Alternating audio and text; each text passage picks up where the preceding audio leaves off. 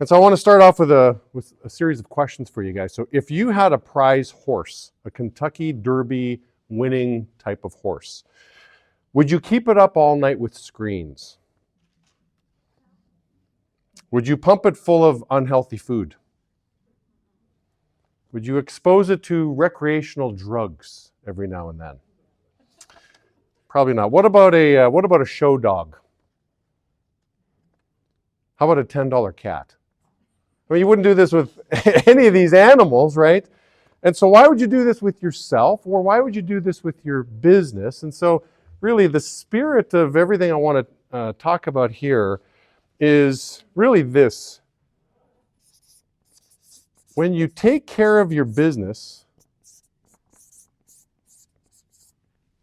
somebody finish the sentence. Right. Your business will take care of you. I mean, the way to really look at your company is it has the potential, it is the goose, the potential goose to lay golden eggs. And so if we all had this goose at home that was laying golden eggs, or maybe this goose is laying Bitcoin for us or something like that, right? You would take very good care of this goose.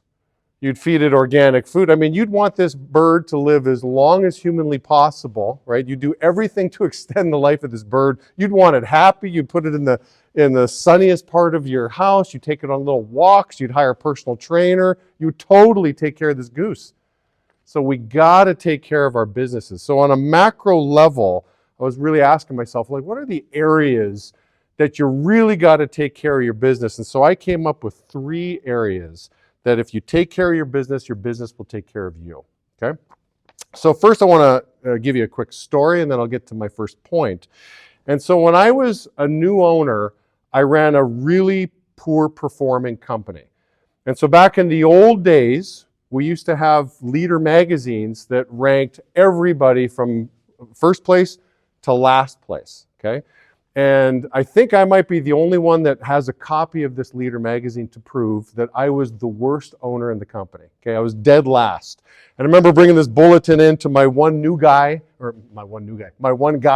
in the office, and I'm like, hey, listen, we got him right where we want him, right? There's nobody behind us. Just one at a time, we're going to pick them off until we're in pole position, right? Trying to be optimistic. I'm trying to feel better about my poor business. So, I just remember those good old days, right, where I really had to pinch pennies.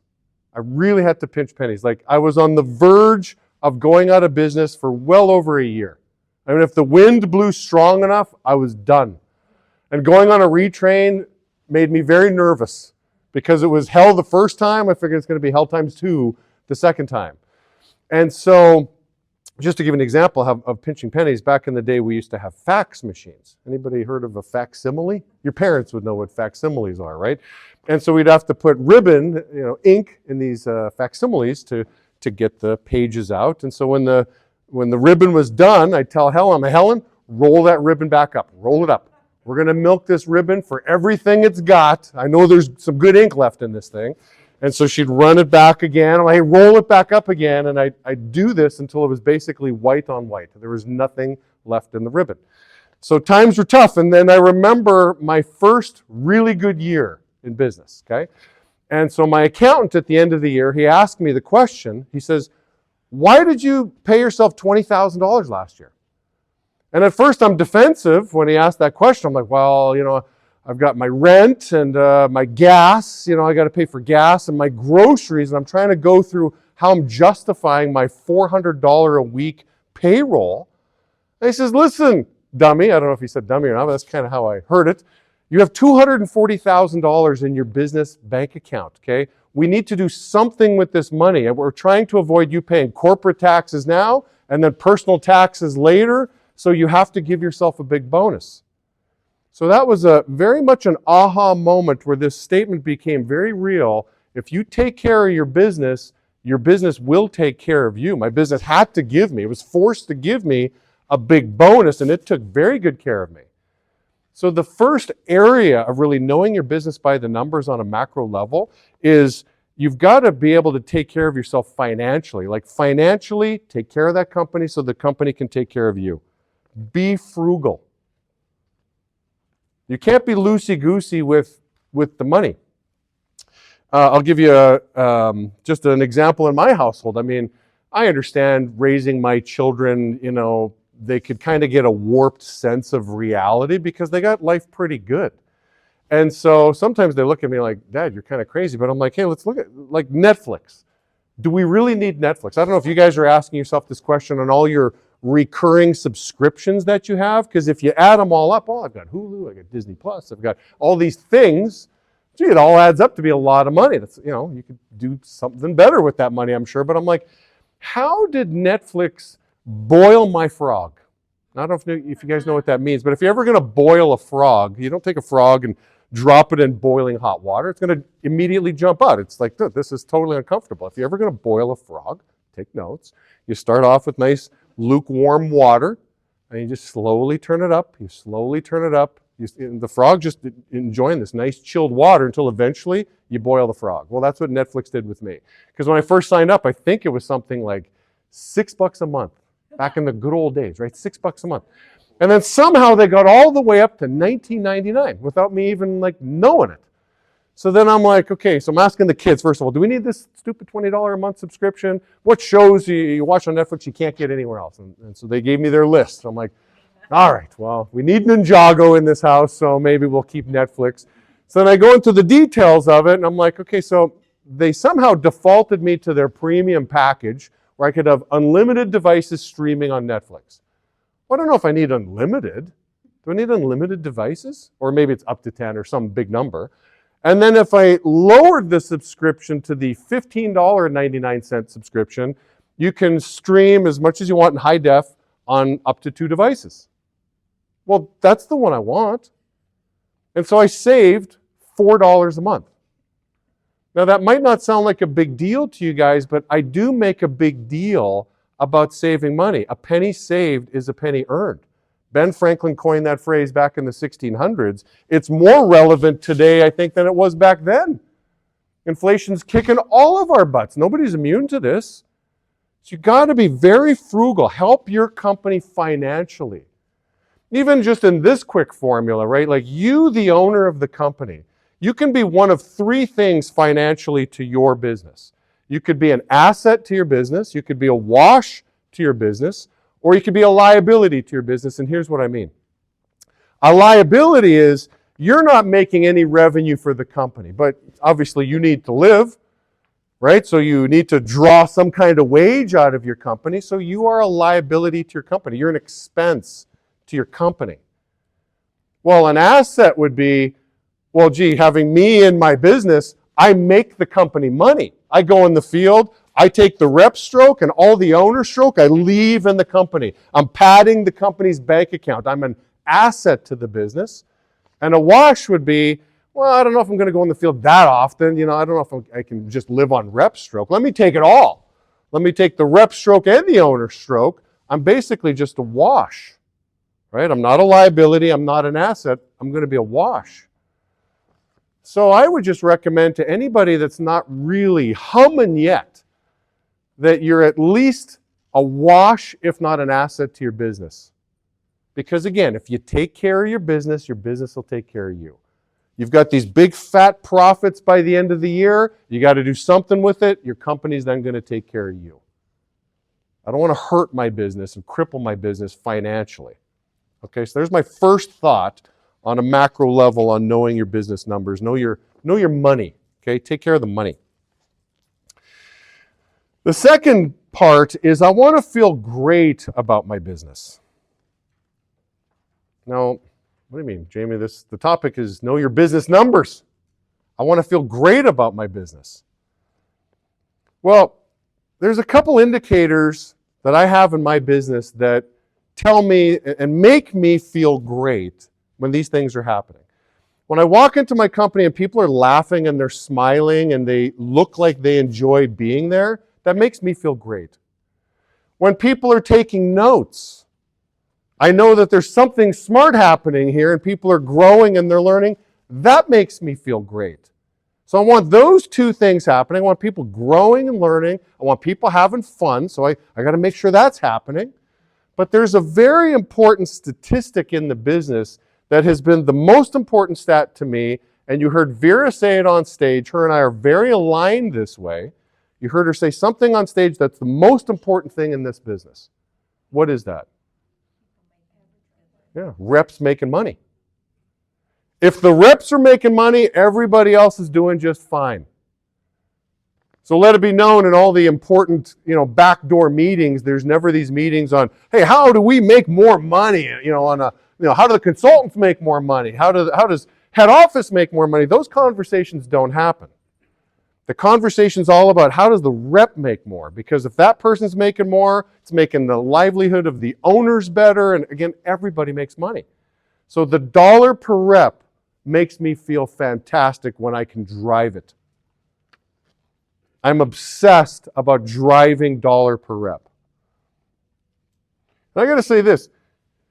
You're all owners in the business. You are all qualified experts.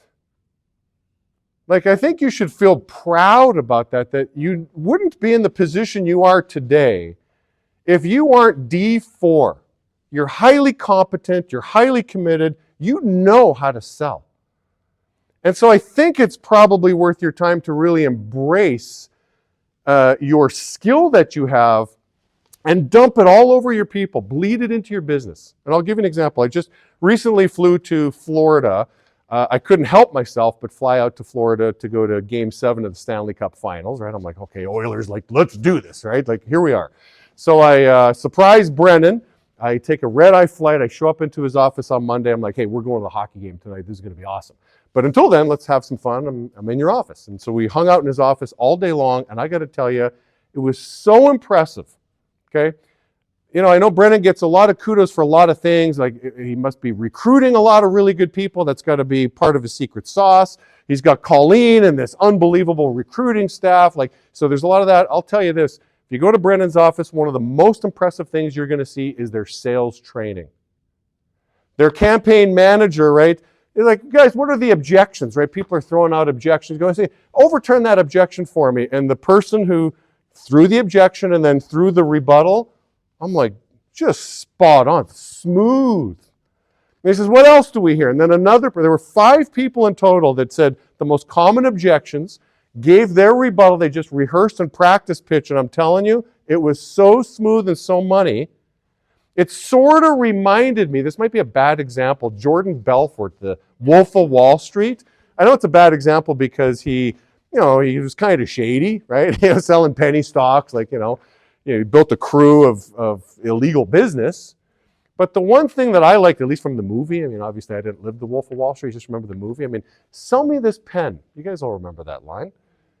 Jordan was great at he got into the details with his crew. There are plenty of scenes where he's teaching his people how to do what he does. Because what he did on the phone was magic. What he did on the phone and closing deals and doing all the body gestures while he was on the call. You guys, you have this picture in mind, I'm sure. But he'd teach this to his guys, and he was very competent at it. You got to take the time for great sales training.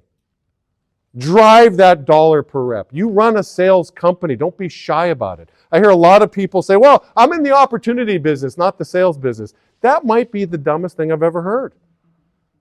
You're in both. There's more opportunity when you sell more. It's not an either or, it's an and. I want to drive that dollar per rep. My best year in the business, my average rep, I took the new people out of the equation. So if you'd been in the business 2 weeks or less, you were removed. So only 3 weeks or more were factored into the average dollar per rep, and the average rep made $1,500 per week for the year. It was an unbelievable year. Turnover was minimal. I didn't lose any leaders that entire year. People were buying me Christmas presents instead of me having to be Santa Claus. Okay? It was fantastic.